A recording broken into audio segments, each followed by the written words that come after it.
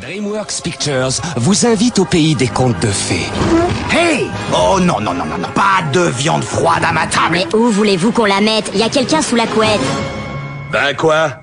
Où un surprenant héros Tu devrais investir dans les cachots parce que t'as une haleine de chiotte!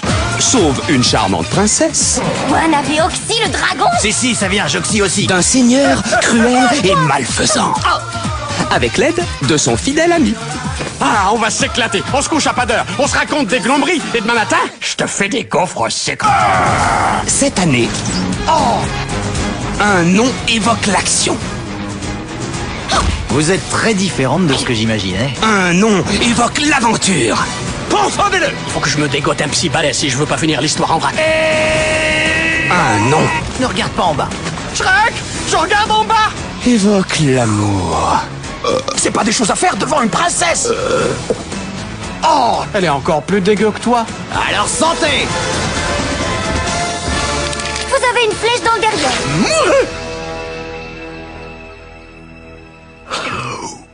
Et ce nom est... Shrek! Shrek! Merci pour l'artiste! Dorénavant, les Il était une fois ne seront plus jamais les mêmes. Bon, tu aimes cette femme, oui ou non? Oui. Tu veux la choyer? Oui! La combler? Oui! Faut qu'elle craque, les salés ta tenderness.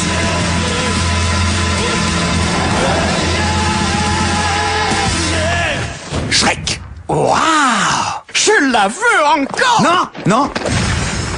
Bonjour à tous et soyez les bienvenus dans cette toute nouvelle vidéo d'État Critique. Lorsque j'émets la critique d'un long métrage, souvent je cherche à décrire la mise en scène, les enjeux du film, la construction scénaristique de l'intrigue, le jeu des comédiens et parfois la musique. Mais jamais, vous l'aurez constaté, je ne touche un mot sur le doublage français. Peut-être est-ce un tort de ma part, à moins que cela ne soit dû qu'au simple fait que j'observe les films étrangers sur lesquels je reviens dans mes vidéos en VO. En introduction à la vidéo du jour qui s'articule autour d'un long métrage d'animation pour lequel le doublage est essentiel, j'aimerais rendre hommage à un métier du cinéma dont on entend finalement assez peu parler. Vous connaissez leur voix, mais peut-être pas leur visage. Richard Darbois, voix française de Harrison Ford ou Richard Gere. Emmanuel Jacomy, voix française de Pierce Brosnan ou Denzel Washington. Alain Dorval, voix française de Sylvester Stallone. Françoise Cadol, voix française d'Angelina Jolie ou Sandra Bullock. Daniel Beretta, voix française d'Arnold Schwarzenegger.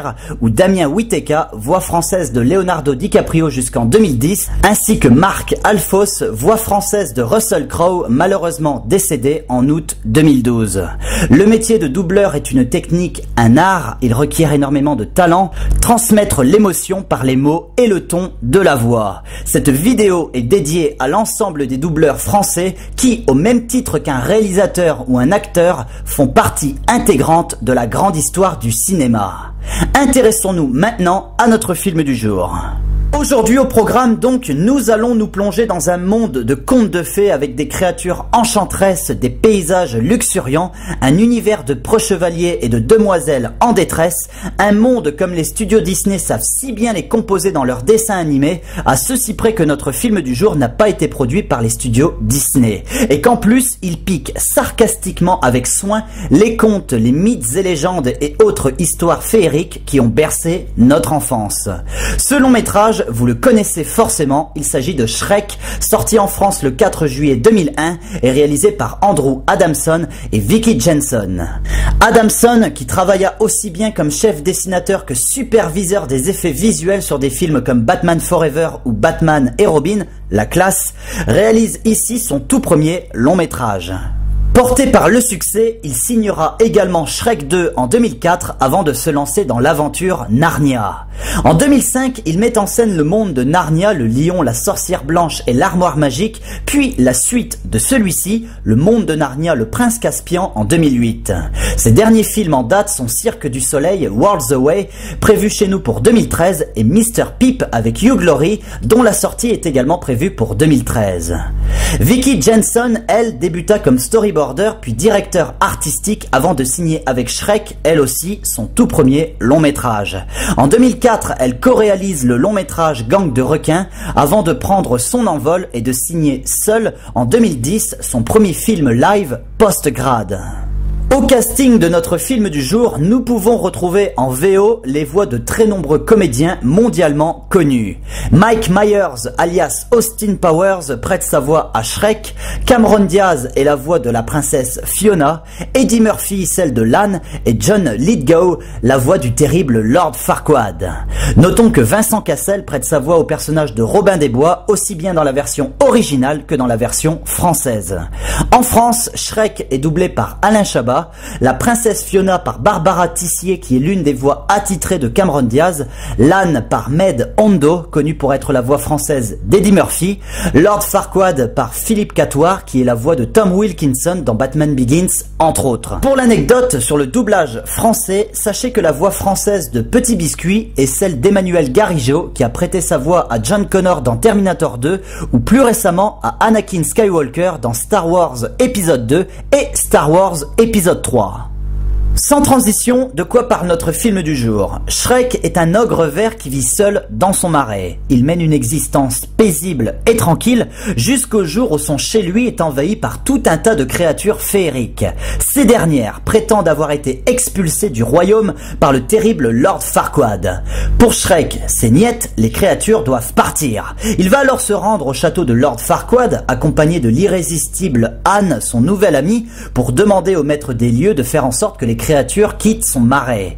Mais Lord Farquaad ne sera pas facile à convaincre. Il propose un marché à Shrek s'il parvient à délivrer la princesse Fiona retenue prisonnière par une dragonne dans la plus haute tour d'un château abandonné. Alors Farquaad rendra à Shrek son marais. Shrek s'exécute, sentant qu'il n'a pas vraiment le choix, sauf qu'après avoir délivré Fiona, l'ogre et la jeune princesse vont se rapprocher, ce qui attisera la colère de Farquaad. Film d'animation étriqué dans une histoire trop classique, ou prouesse technique et visuelle doublée d'une réussite scénaristique incontestable, nous verrons dans quelques instants vers quel côté de la balance notre film du jour penche. Mais avant cela, revenons sur les origines du phénomène Shrek. L'histoire de Shrek débute 11 ans avant la sortie du film. Nous sommes en 1990 lorsque William Steig, un auteur américain spécialisé dans les bandes dessinées et la littérature pour enfants, publie Shrek, un livre illustré pour la jeunesse qui devait inspirer quelques années plus tard le long métrage de 2001. Mais à l'époque de la publication de ce livre, qui est par ailleurs assez amusant à lire, rien ne laissait présager que celui-ci servirait de base à l'un des longs métrages d'animation les plus importants des années 2000. En 1991, Steven Spielberg décide d'acquérir les droits de Shrek en vue d'une éventuelle adaptation dans un film d'animation. L'idée reste en suspens pendant 3 ans. En 1994, Steven Spielberg, David Geffen et Jeffrey Katzenberg fondent DreamWorks SKG dans le but de produire et distribuer des jeux vidéo, des émissions de télévision, des albums musicaux, mais aussi et surtout des longs métrages cinématographiques. Sans entrer dans le fond du détail, les 3 cofondateurs de cette société espéraient créer une grande major multimédia qui couvrirait tous les fronts, la télé, le cinéma, la musique et les jeux vidéo. Malheureusement, ce fut en partie un échec car concrètement, DreamWorks n'a réussi à s'imposer que dans le secteur cinéma. À ce titre, la branche animation du secteur cinéma, nommée DreamWorks Animation, sera celle qui rencontrera le plus de succès, notamment grâce à la saga initiée par notre film du jour. Mais revenons à nos moutons. DreamWorks est fondé en 1994 et Spielberg cède les droits d'adaptation du livre Shrek à DreamWorks en 1995. Le long métrage entre en développement en novembre 1995 précisément. Jeffrey Katzenberg dirige le projet conformément à son statut de producteur et propose la réalisation du long métrage à Andrew Adamson. Très vite, des clivages vont naître entre les deux hommes, notamment sur le fait de savoir si Shrek, le film, devait s'adresser à un public jeune ou un public adulte. Katzenberg ciblait la jeunesse, tandis qu'Adamson voulait taper plus haut. En 1997, Katzenberg engage Kelly Asbury, illustrateur et scénariste, pour diriger le long métrage. Asbury travaille 1 an sur Shrek puis quitte la production pour réaliser Spirit, l'étalon des plaines. Il sera remplacé par Vicky Jensen. Les tensions s'apaisent, le producteur et les 2 réalisateurs trouvent un terrain d'entente, le projet repart donc du bon pied, nous sommes en 1998. À l'époque, DreamWorks Animation est une jeune division qui doit encore s'imposer dans le petit monde du cinéma et surtout faire face au géant Pixar qui domine le marché du cinéma d'animation en images de synthèse depuis 1995 et le phénomène Toy Story.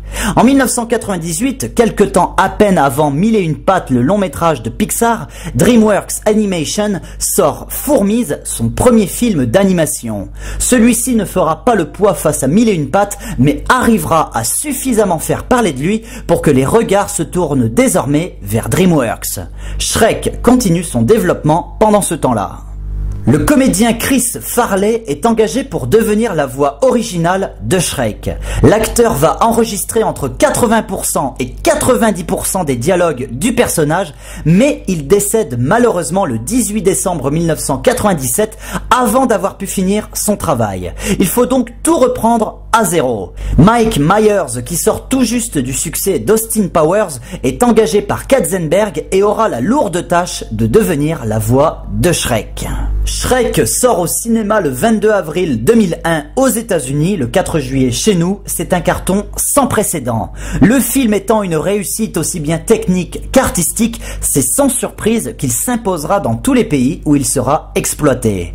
La principale conséquence du succès de Shrek, c'est que désormais Pixar trouve enfin en DreamWorks un rival de taille dans le secteur de l'animation. Shrek deviendra le modèle de la réussite du studio. Son succès permettra à des films comme Gang de requins, Kung Fu Panda, Dragon ou surtout Madagascar de prendre leur envol. Doté d'un budget de 60 millions de dollars, Shrek s'inscrit comme l'un des plus gros hits de l'année 2001 avec ses 484 millions de dollars de recettes partout dans le monde. Avec ce score, il se positionne à la 4e place des plus gros succès ciné à l'international de cette année 2001. Pas mal pour un studio qui devait prouver qu'il serait un concurrent de taille à Pixar. En France, Shrek réunira plus de 4 millions de spectateurs dans les salles de cinéma et se classera à la 9e place du box-office français cette année-là. Avant d'attaquer la critique de notre film du jour, notons, même si ce n'est un secret pour personne, que Shrek connaîtra un certain nombre de suites.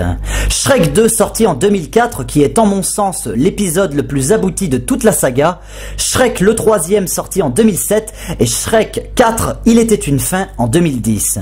Des dérivés à la saga originelle verront également le jour, comme le spin-off Le Chapeauté sorti en 2012 ou des séries d'animation comme Joyeux Noël Shrek en 2007 ou Shrek Fais-moi peur en 2010. Aujourd'hui, le personnage de Shrek ainsi que ses compagnons, l'âne, la princesse Fiona, le chapeauté qui n'apparaîtra que dans le 2e épisode, sont aussi cultes que certains des plus grands personnages des univers Disney ou Pixar. Mais pour comprendre concrètement la force d'un tel phénomène, l'impact d'un tel succès, il est important de connaître les différentes caractéristiques du film original. C'est l'heure de la critique.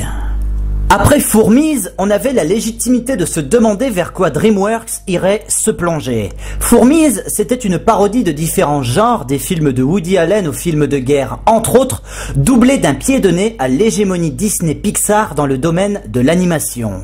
C'était drôle, c'était chouette, mais ça manquait de maîtrise, ça manquait légèrement d'assurance, et surtout, l'impact n'était pas suffisamment fort pour marquer les consciences. Avec Shrek, dès les premières secondes, on comprend que DreamWorks a mûrement réfléchi et pensé le sujet de ce nouveau long métrage. Le temps de la simple parodie et du petit pied de nez, c'est terminé. Maintenant, on envoie l'artillerie lourde. Les cibles sont désormais les contes pour enfants qui subissent dans Shrek un détournement surprenant. Contes pour enfants, ça veut dire Charles Perrault, les frères Grimm, mais ça veut aussi dire dessin animé Disney. Le pied de nez devient détournement et ici la leçon dont Fourmise a fait les frais semble avoir été parfaitement assimilée. Une maîtrise incontestable et une assurance parfaite sont désormais de rigueur dans ce nouveau long métrage estampillé DreamWorks. Avant même d'entrer dans le fond du sujet, Shrek s'impose comme étant un véritable choc visuel et graphique.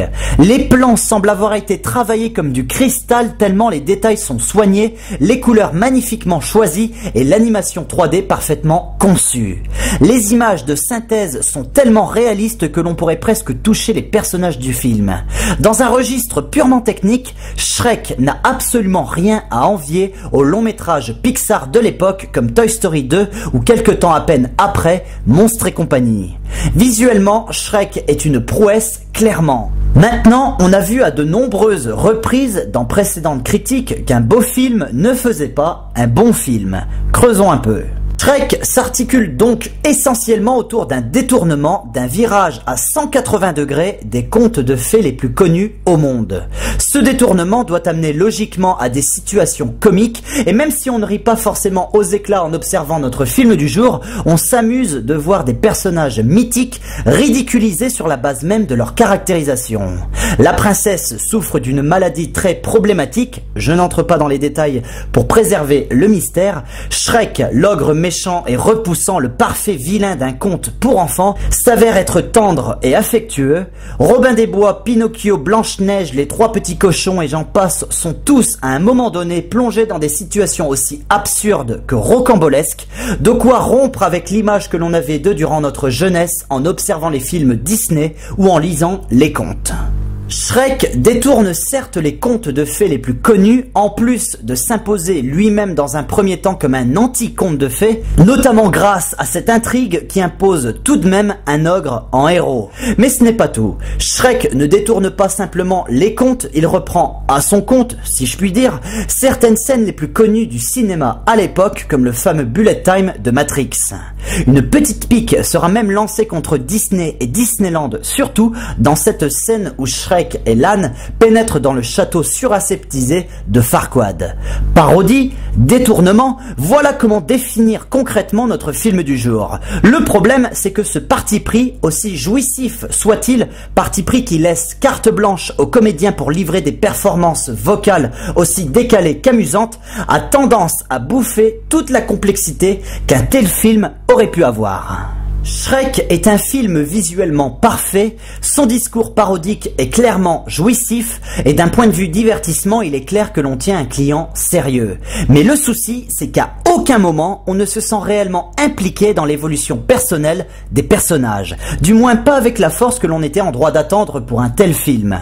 Shrek s'est doté d'un message, d'une thématique qui malheureusement se noie dans l'humour omniprésent du long métrage, la beauté intérieure prime sur l'enveloppe extérieure. Le message passe, certes, mais assez péniblement car il arrive trop tard dans le long métrage après que la princesse ait été délivrée. De fait, lorsque l'on sort de Shrek, on se dit qu'on s'est bien marré, que c'était bien foutu, qu'il y avait une petite moralité mais que c'était surtout vachement drôle quand même. Ce qui me gêne, c'est le côté petite moralité. Cela signifie que le long métrage n'a pas un équilibre stable entre humour et divertissement et moralité et discours sous-jacent.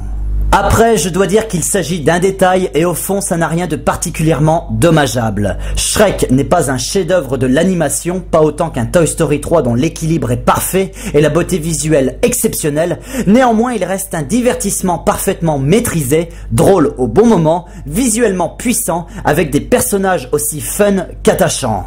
Mention spéciale à l'âne, doublé par un Eddie Murphy au top du top. Le seul vrai regret que j'ai eu en observant Shrek, c'est le fait que le détournement n'ait pas été poussé jusqu'au bout de sa logique. Le film débute par des codes inversés et finit paradoxalement par un « ils vécurent heureux et eurent beaucoup d'enfants ». Donc oui, on a une parodie de contes de fées jusqu'à une certaine limite, puisque Shrek finit par devenir lui-même un conte comme un autre. J'ai trouvé ça un peu dommage, mais bon, il ne faut pas oublier que le film cible aussi bien un public adulte que la jeunesse. Il aurait été certainement difficile de plaire à tout le monde si l'idée avait été poussée à son extrême. En conclusion, Shrek n'est pas un film si original que cela au fond, mais il reste malgré tout une œuvre clé dans l'histoire du cinéma d'animation. Aussi amusant que divertissant, aussi magnifiquement mis en scène qu'incroyablement animé, on oublie très vite que l'on observe un film d'animation tellement les images sont réalistes. Shrek vous fera passer un très bon moment, c'est avec force et conviction que je vous le recommande, et ce, malgré ses imperfections. Je profite de cette vidéo pour vous signaler que j'ai reçu une plainte sérieuse il y a même pas une semaine à propos d'une de mes vidéos pour non-respect des droits d'auteur. Cette plainte a été déposée par la société La Boîte de Prod gérée par Eric Judor. En plus de voir ma critique supprimée par la commandanture de YouTube, je risque une suppression totale de ma chaîne. Encore 2 plaintes de ce type et c'est fini pour moi. Je suis un fervent partisan du respect des droits d'auteur, mais je suis contre l'idée de voir un jour des vidéos à la Cortex fleurir un peu partout sur YouTube. Pour l'instant, je n'arrêterai pas de faire des vidéos, mes plans ne changent pas, mais je ne prendrai plus le risque de me faire attraper de nouveau par la Gestapo. Aussi, j'avais des plans pour certains autres films d'Eric et Ramsey, genre...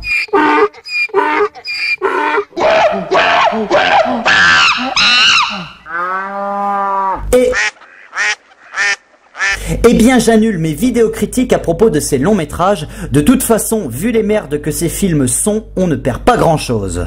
Voilà, en parlant de merde, je pense à Booz, ce qui me rappelle Boozas, et ça, c'est pour la prochaine vidéo critique. Je vous dis donc à très vite pour cette nouvelle critique. Je vous dis bye bye, allez au cinéma, et à la prochaine!